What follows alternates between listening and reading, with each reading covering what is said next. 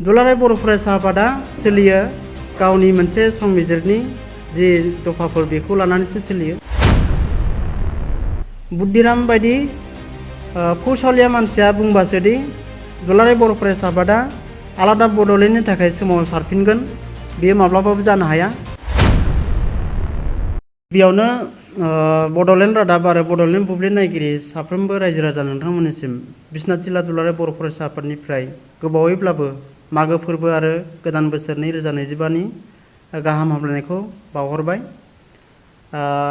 दिनै जों फंनैसो बाथ्रा बुंनो थाखाय नैबे रादाब बिबुंसारखौ लानाय जादों। दा आं जाबाय बिश्वनाथ जिल्ला दुलाराय बर' फरायसा आफादनि लोगो बुंथिगिरि मुस्रि रन्जन रामसियारि आरो बाहागो लाबावदों बिश्वनाथ जिल्ला दुलाराय बर' फरायसा आफादनि थुनलाइयारि नेहाथारि बिथां सुनिल मोसाहारि आरो नदुवा दख'रा दुलाराय बर' फरायसा आफादनि आफादगिरि बिलिफां नार्जारि आरो नदुवा दख'रा दुलाराय बर' फरायसा आफादनि बिबानगिरि बिथांमोना। दा जि मोनसे बाथ्राखौ लानानै जोङो दिनैनि बे रादाब बिबुंसारखौ लानो नागिरदों बे जाहैबाय थांनाय नैबे बोहैथि दाननिनो 13 अक्ट'आव बिश्वनाथ जिल्ला दुलाराय बर' फरायसा आफादनि बेन्दोङाव थानाय सोनाब गहपुर दख'राया सेथि आगु मागो फोरबो फालिथाय खुंदों आरो बेनि गेजेरजों बिथांमोना गोदान आरो गोजाम बिबानगिरिफोरखौ लानानै मोनसे बे फालिथायखौ लादों आरो बिनि गेजेरजों जि दुलाराय बर' फरायसा आफादनि आगु बिबानगिरि बुद्धिराम बसुमतारिया थांनाय बिटिआर गोजोन गोरोबथा आरो लोगोसेनो दुलाराय बर' फरायसा आफादखौ लानानै माखासे आरजाथावै सोंखारिजाथाव माखासे बाथ्राखौ बिथाङा बुंनायनि थाखाय जोङो दिनैनि बे रादाब बिबुंसारनि गेजेरजों जोङो फंनैसो बाथ्राखौ जोङो खेंफोरथि होनो नागिरदों।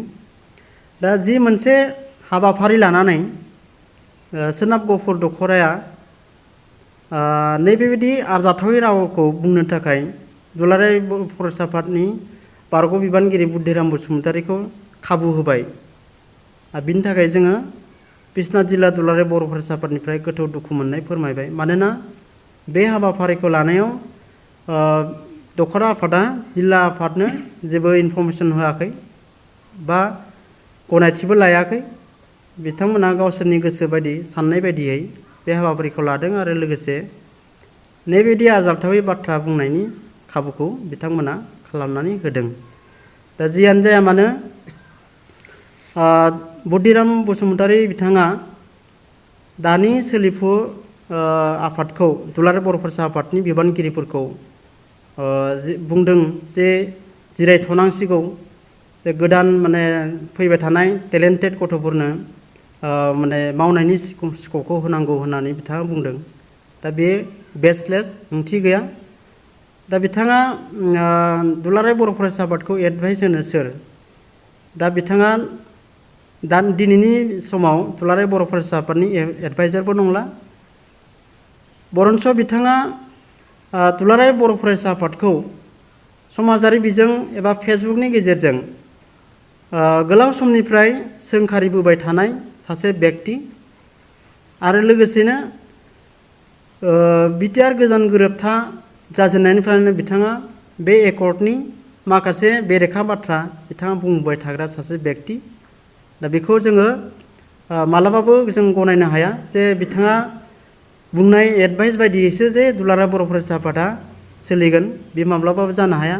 खारन दुलाराय बर' फरायसा आफादा सोलियो गावनि मोनसे संबिजिरनि जि दफाफोर बेखौ लानानैसो सोलियो आरो लोगोसेनो हारिनि बिफा बड'फा उपेन्द्रनाथ ब्रह्मनि जि सान्थौ आरो सानस्रि बेखौ लानानैसो दुलाराय बर' फरायसा आफादनि जि माखासे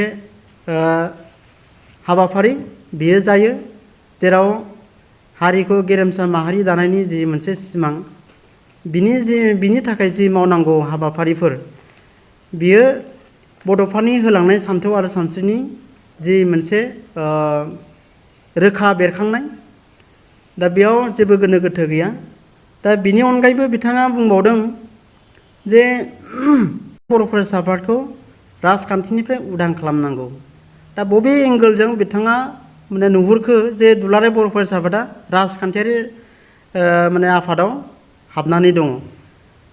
दा बियो बेसलेस बाथ्रा, खारन 2020 मायथाइयाव मोनसे एकर्ड जालांबाय दुलाराय बर' फरायसा आफाद आरो एनडिएफबिनि मोनब्रै फ्रेक्सन आरो आसाम गभर्नमेन्ट आरो इन्डिया गभर्नमेन्टनि गेजेराव जि मोनसे गोजोन गोरोबथा जालांबाय।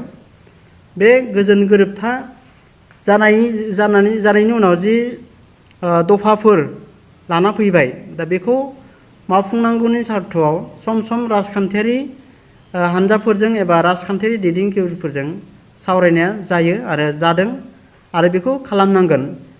नङा माने राजखान्थियारि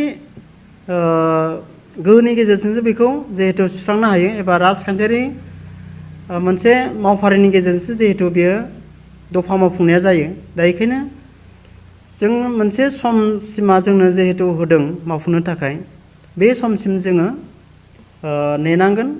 गासैबो माने दुलाराय बर' फरायसा आफादा दुलाराय बर' हारियानो दिनै नेनानै दं जे माने बे जि मोनसे एकर्ड जाबाय बेयो मावफुंजागोन।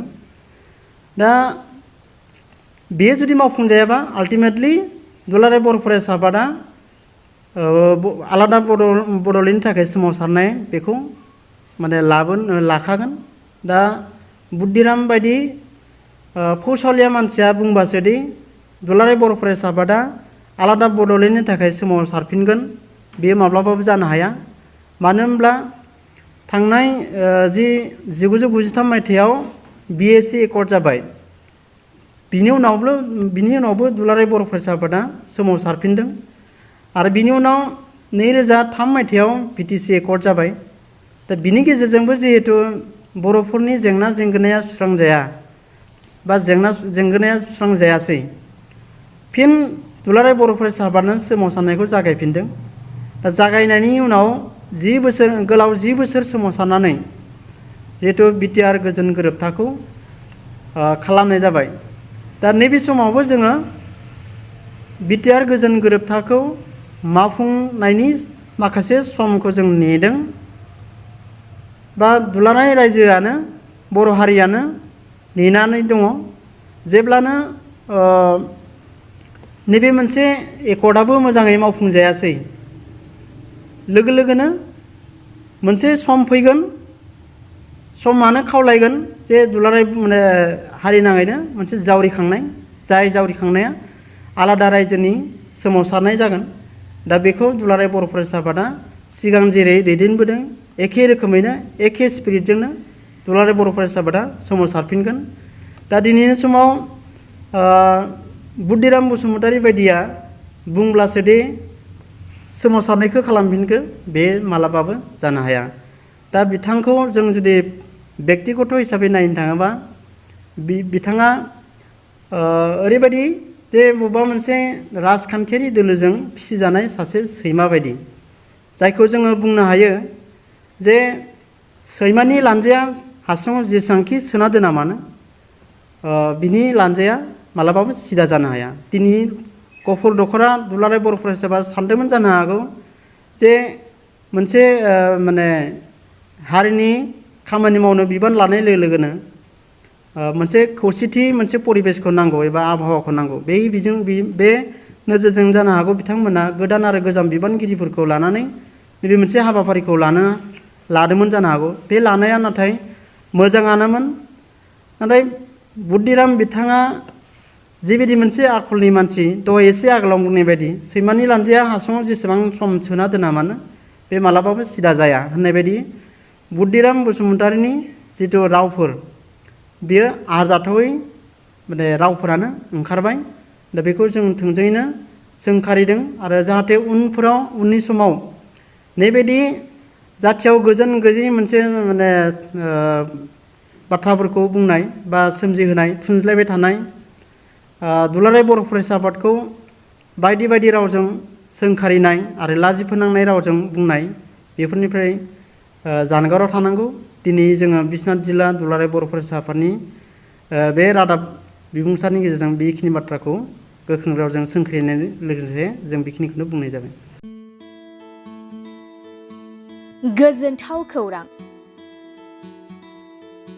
क'क्राझार सहरनि जेडि र'डजों नांजाबनाय गोजोनपुरी रयेल इनफिल्ड श'रुमनि गोजौआव थानाय सेन्ट्रेल भारत सेवक समाजजों गनायथि होजानाय आइ आफा बिएम इनस्टिट्युट अफ पेरामेडिक्सआ नोंथांमोननो लानानै फैदों देहा जोथोन लाखिनायनि माखासे आयदा। लोगोसे 2025-26 मायथाइनि मुं थिसननाया सोलिगासिनो दं आरो फैगौ जोबथा फेब्रुआरि दानसिम मुं थिसननाया सोलिबाय थागोन। 10 थाखोनिफ्राय 12 थाखो उथ्रिसारनाय बिजाथि एबा फरायसाफोरा बे पेरामेडिक्सआव गावारि सोलोंथाइखौ लानो हागोन। क'क्राझार सहरनि गोजोनपुरी एबा गांजेमा बाजारजों नांजाबनाय आइ आफा बिएम इनस्टिट्युट अफ पेरामेडिक्सआ नोंथांमोननि थाखाय गोदान मुं थिसननाय आयदाफोरा जाबाय BSS Diploma in Medical Laboratory Technology, BSS Diploma in Operation Theatre Technology, BSS Diploma in First Aid and Patient Care आरो BSS Diploma in X-ray and Imaging Technology। बेफोर कर्सखौ 2 बोसोरनि गेजेरावनो आबुं खालामनानै BSS जों गनायथि होजानाय डिप्ल'माखौ लानो हागोन। लोगोसे गासैबो डिप्ल'माखौ लानायनि उनाव सोरखारि साख्रि मोननायनि सुबिदाबो दं। जुदि नोंथांमोना बेफोर कर्सनि थाखाय गोदानै मुं थिसननो गोसो दङब्ला आइ आफा बिएम इनस्टिट्युट अफ पेरामेडिक्सनि 9395899391 एबा 9821663110 मबाइल नम्बराव थोंजों सुरात लाहरनो हागोन।